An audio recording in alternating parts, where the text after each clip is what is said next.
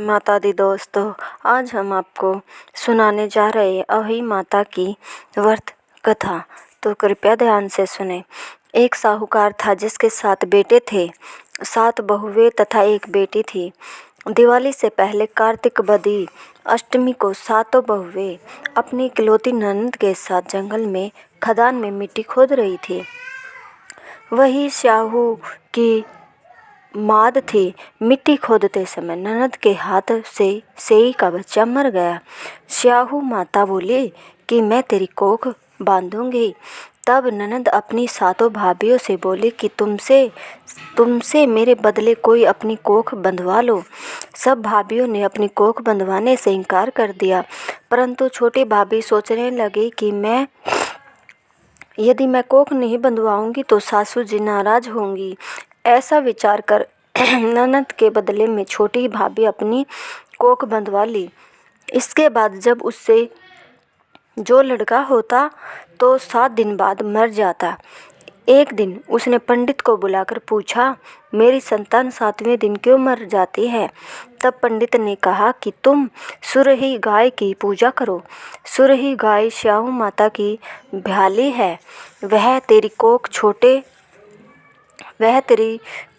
छोड़े तब तेरा बच्चा जिएगा। इसके बाद से वह बहू प्रातःकाल उठकर चुपचाप सुरही गाय के नीचे सफाई आदि कर जाती। गौ माता बोली कि आजकल कौन मेरी सेवा कर रहा है, सो आज देखूंगी। गौ माता खूब तड़के उठी। क्या देखती है कि एक साहूकार के बेटे की बहू उसके नीचे सफाई आदि कर रही है।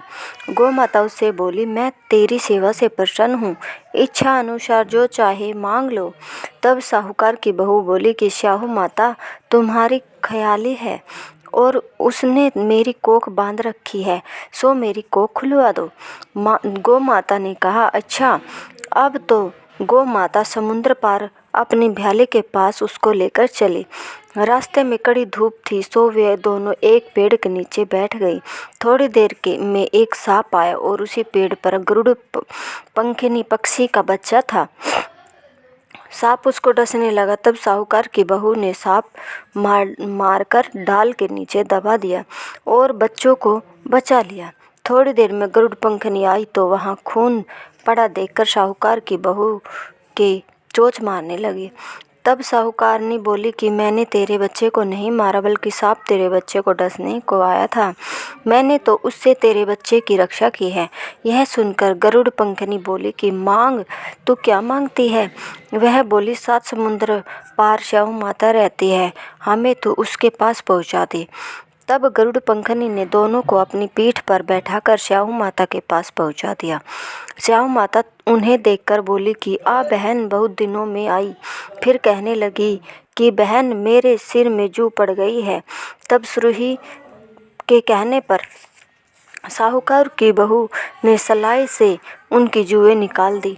इस पर श्याहू माता प्रसन्न हो बोली कि तूने मेरे सिर में बहुत सलाई डाली है, इसीलिए तेरे 7 बेटे और बहू होंगी।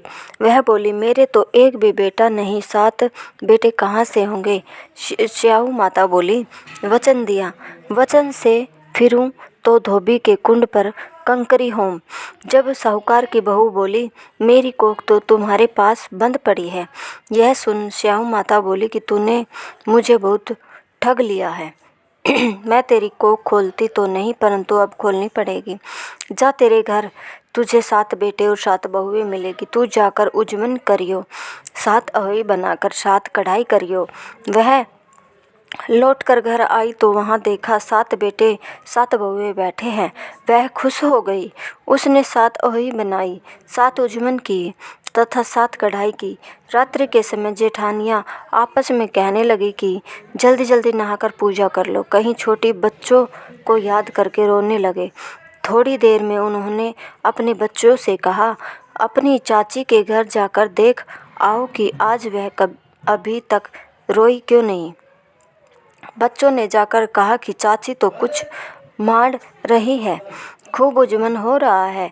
यह सुनते ही जेठानियाँ दौड़ी दौड़ी उसके घर आई और जाकर कहने लगी कि तूने कोख कैसी छुड़ाई? वह बोली, तुमने तो कोख बंधाई नहीं, सो मैंने कोख बंधा ली थी। अब स्याऊ माता ने कृपा करके मेरी कोख खोल दी। स्याऊ माता ने जिस प्रकार उस साहूकार की बहू की कोख खोली, उसी प्रकार हमारी भी खोलियो। कहने वाले तथा सुनने वाले की तथा सब परिवार की कोख खोलिए। धन्यवाद। अगर कहानी पसंद आई हो तो कृपया लाइक शेयर सब्सक्राइब जरूर करें।